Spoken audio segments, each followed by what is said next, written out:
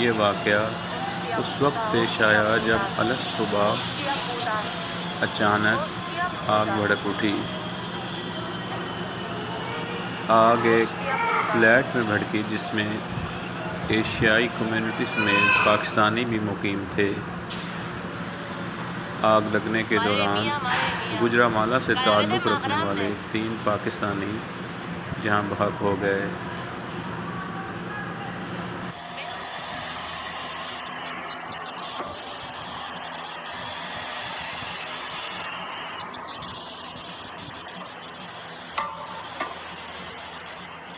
En estos momentos, detrás de ese biombo están los 3 fallecidos a la espera de la comitiva judicial que tiene que venir a retirarlos.